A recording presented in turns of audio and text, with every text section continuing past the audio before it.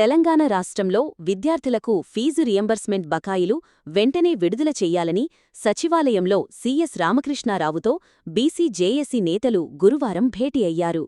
గత 5 సంవత్సరాలుగా రావల్సిన 7,000 కోట్ల ఫీజు రియంబర్స్మెంట్ బకాయిలను విడుదల చెయ్యాలని BC JAC chairman Jajula Srinivas Goud ఆధ్వర్యంలో అందజేశారు.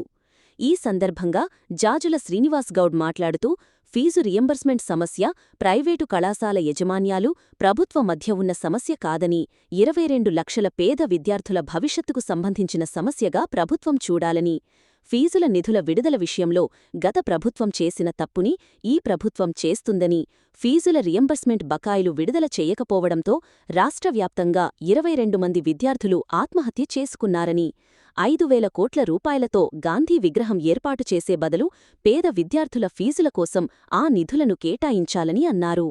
బకాయిలను తక్షణమే కాపాడాలి. తెలంగాణలో బడుగుల ఉన్నత విద్యను కాపాడాలి. తెలంగాణలో బడుగుల ఉన్నత విద్యను BC, SC, ST, minority, EBC విద్యార్థుల ఐక్యత.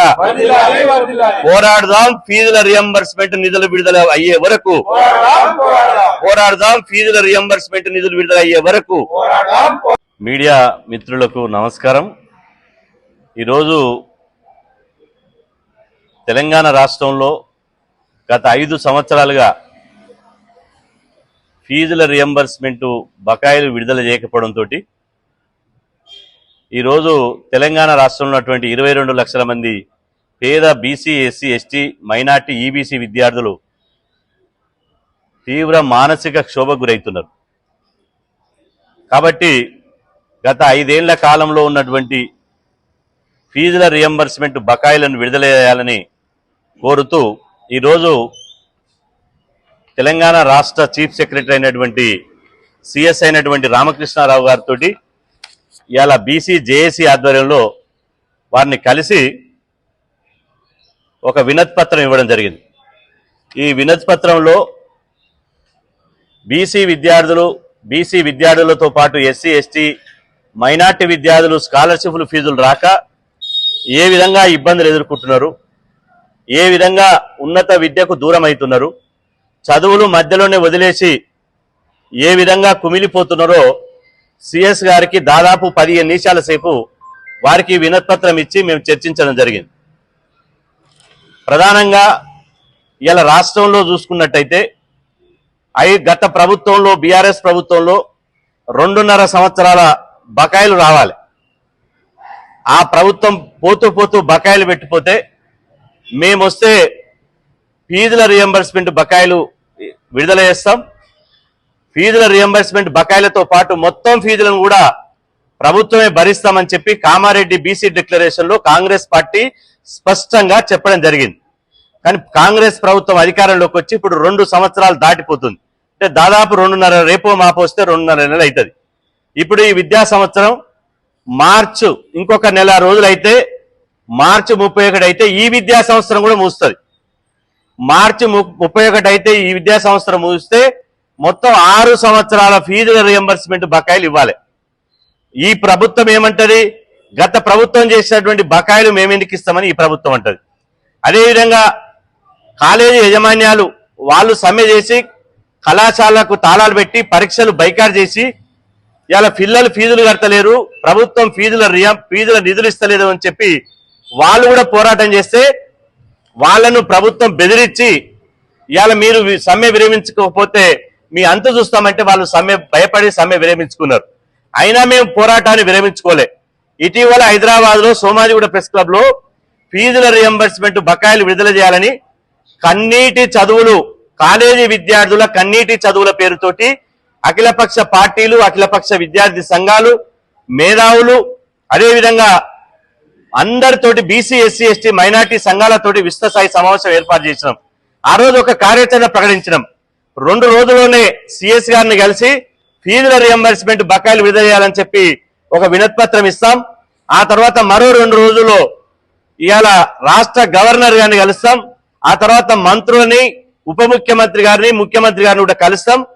వాళ్ళు కనుక ఫీజుల రియంబర్స్మెంట్ ఈలోగా ఇంతమందిని కలిసినాక ఫీజుల రియంబర్స్మెంట్ మీద సానుకూలమైన నిర్ణయం ప్రభుత్వం కనుక తీసుకోకపోతే ఇవాళ మార్చి 16వ తేదీ నుంచి అసెంబ్లీ సమావేశాలు జరగబోతున్నాయి. కాబట్టి ఆ రోజు చెప్పినాం, ఈ రోజు చెప్తున్నాం, మార్చి 16 లోపు మీరు బకాయిలు విడుదల చేస్తారా లేదా హామీ ఇస్తారా? బడ్జెట్ లో ఫీజుల రియంబర్స్మెంట్ బకాయిలు బడ్జెట్ లో పొందుపరుస్తారా? ఏదో ఒకటి ప్రభుత్వం స్పష్టంగా చెప్పాలి.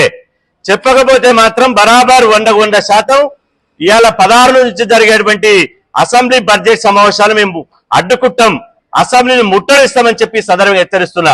నిన్నటికి నిన్న సిరిసిల్లలో బీటెక్ ఫస్ట్ ఇయర్ చదువుతున్నటువంటి విద్యార్థి కాలేజీలో ఫీజు కట్టలేక ప్రభుత్వం ఫీజుల రియంబర్స్మెంట్ చేయలేక ఆత్మహత్య చేసుకున్నాడు.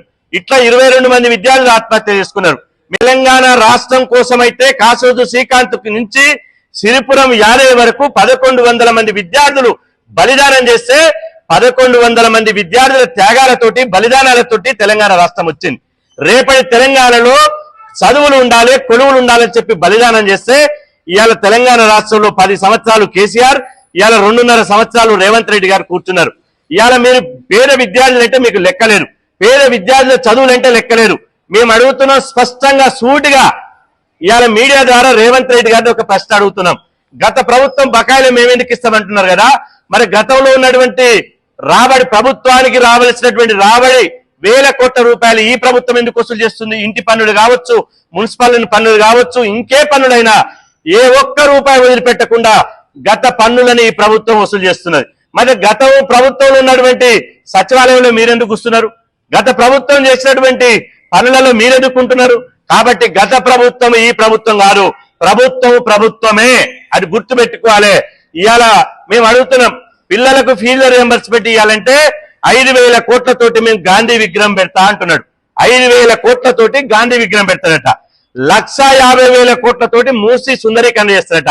అరే నాయన, ఫీజుల రియంబర్స్మెంట్ రాక పిల్లలు పిట్టల రాయిపోతున్నారు, కన్నీళ్లతో చదువుకుంటున్నారు, తమ రక్తాన్ని అమ్ముకొని ఫీజులు కడుతున్నారు. ఇన్ని బాధ 22 లక్షల మంది విద్యార్థులు గోసపడుతుంటే, చదువు మానుకుంటుంటే, కులవృత్తులను మగ్గిపోతుంటే 5,000 కోట్లు పెట్టి నువ్వు గాంధీ విగ్రహం పెట్టడం అవసరమా అని మేము అడుగుతున్నాం. గాంధీ విగ్రహం ఎవరి కోసం పెడుతున్నావు? మూసి సుందరీకరణ ఎవరి కోసం పెడుతున్నావు? ఒకవైపు భారతదేశం అంతా, ప్రపంచం అంతా ఏ యుగం తోడిపోతుంది, ఆర్టిఫిషియల్ ఇంటెలిజెన్స్ వచ్చే యుగం అంతా, ఆర్టిఫిషియల్ 21వ శతాబ్దం అంతా ఆర్టిఫిషియల్ ఇంటెలిజెన్స్ అని ఒకవైపు ప్రధానమంత్రి ఏఐ సమ్మిట్, నేషనల్ సమ్మిట్ పెడితే ప్రపంచం అంతా భారతదేశంలో చూస్తుంటే, భారతదేశంలో ఉన్నటువంటి తెలంగాణ బిడ్డలు, బీసీ, ఎస్సీ, ఎస్టీ పేద బిడ్డలు ఇవాళ చనిపోవాలా? కాబట్టి ఈ విషయాలన్నీ సిఎస్ గారికి స్పష్టంగా చెప్పాం. ఇప్పుడు కూడా చెప్తున్నాం, గాంధీ విగ్రహాలు కాదు మాకు కావాల్సింది, అదే విధంగా మూసి సుందరీకరణ కాదు, పిల్లలకు ఫీజు రియంబర్స్మెంట్ బకాయిలు విడుదల చేయండి. విడుదల చేస్తే మీరు మర్యాదగా పరిపాలన మంచిగా సాగుతుంది. విడుదల లేకపోతే మాత్రం బీసీ జేఏసీ ఆధ్వర్యంలో మాకు కలిసి వచ్చేటువంటి అన్ని పార్టీలను, ప్రజా సంఘాలను, బీసీ, ఎస్సీ, ఎస్టీ మైనార్టీలను కలుపుకొని ఖచ్చితంగా పెద్ద ఎత్తున రాష్ట్ర వ్యాప్తంగా ఉద్యమాన్ని ఉధృతం చేస్తామని చెప్పి సందర్భంగా హెచ్చరిస్తున్నాం.